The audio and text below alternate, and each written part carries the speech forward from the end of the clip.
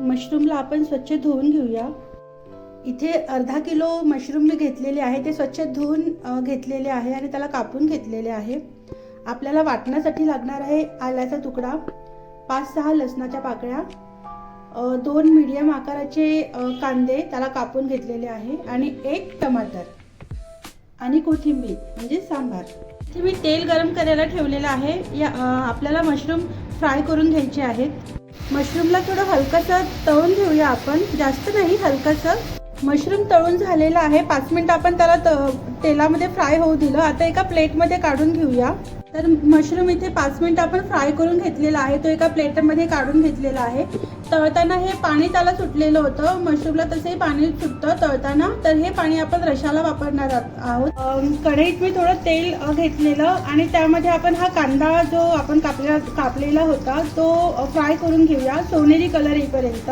तर इथे कांदा आपला फ्राय झालेला आहे, गॅस मी बंद केलेला आहे आणि कांदा छान हा कलर येईपर्यंतच फ्राय करायचा। जर तो पांढरा राहिला तर आपला रसाही पांढरा होतो आणि कांदा चांगला फ्राय केला म्हणजे सोनेरी कलर येईपर्यंत तर आपला रसाही छान लाल झणझणीत होतो। कांदा आपला फ्राय झालेला आहे, हा थंड होऊ देऊया। तर कांदा आपला थंड झालेला आहे, त्यात तो मिक्सरच्या भांड्यात मी काढून घेतलेला आहे। यामध्ये जाईल लसूण आणि आल्याचा तुकडा, 1 टमाटर आपण जो कापून घेतलेला होता तो टमाटर आणि कोथिंबीर म्हणजे सांबार। हे आपल्याला वाटून घ्यायचं आहे, वाटताना पाणी घालायचं नाही। तर मसाला आपला तयार आहे, सुगंध खूप मस्त येतो आहे आणि कलरही छान आला आहे मसाल्याला। तर मी इथे गॅस लावून घेतलेला आहे। ज्या तेलामध्ये आपण कांदा तळलेला होता त्याच तेलात आपण फोडणी घालणार आहोत। तर आधी फोडणीला घालूया मोहरी, जिरं। तर जिरंही छान फुललेलं आहे आणि मोहरीही आपली छान तडतडलेली आहे। आता घालूया आपण जे आपण मिक्सरला वाटून घेतलेलं होतं वाटण, ते घालणार आहोत। मसाला फक्त 2 मिनिटं आपण फ्राय करून घेऊया। तर 2 मिनिटं फ्राय करून घेतलेला आहे मी मसाला। आता जाईल हळद, लाल तिखट पावडर। ह्या लाल तिखट पावडरचं प्रमाण तुम्ही तुमच्या आवडीनुसार कमी जास्त करू शकता। माझ्याकडे ही भाजी थोडी झणझणीतच लागते म्हणून मी थोडं जास्त तिखट घालते आणि चवीनुसार मीठ। मिक्स करून घेऊया। 2 मिनिटं हा मसाला परतून घेऊया आपण। तर 2 मिनिटं आपला मसाला परतून झालेला आहे। आता मशरूम घालूया। मशरूमला आपण छान मसाल्यामध्ये मिक्स केलेला आहे। मशरूम मसाल्यामध्ये छान मिक्स झालेला आहे। आता झाकण ठेवून 5 मिनिटं आपण झाकण ठेवून शिजू देऊया।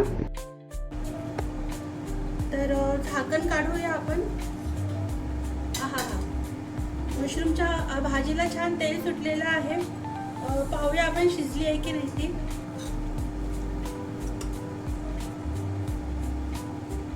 मी वाटीत थोडं पाणी घेतलेलं आहे, पाहूया। शिजलेली आहे, फुटतं आहे, हे पाणी घालून घ्यायचं। आता परत आपल्याला 5 मिनिटं शिजू द्यावं लागेल। त्या स्टेपला काय करायचं, हे जे मशरूम तळताना आपण पाणी काढलेलं होतं ते पाणी आपण रशाला वापरणार आहोत।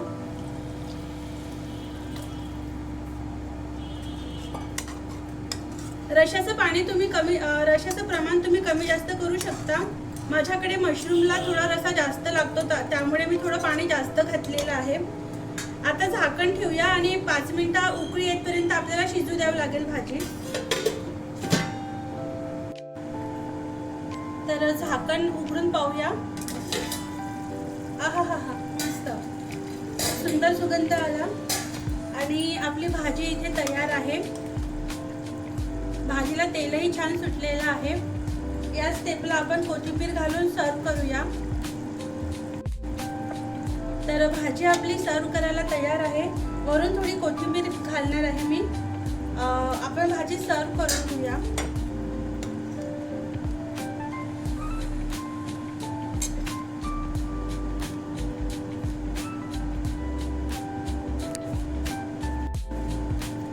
तर भाजी मी सर्व केलेली आहे, प्लेटमध्ये काढून घेतलेली आहे, तुम्ही पाहू शकता। आणि ही आपली कढईतली भाजी।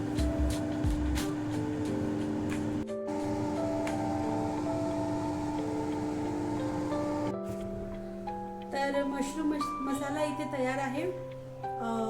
याला आपण मशरूम करीही म्हणू शकतो.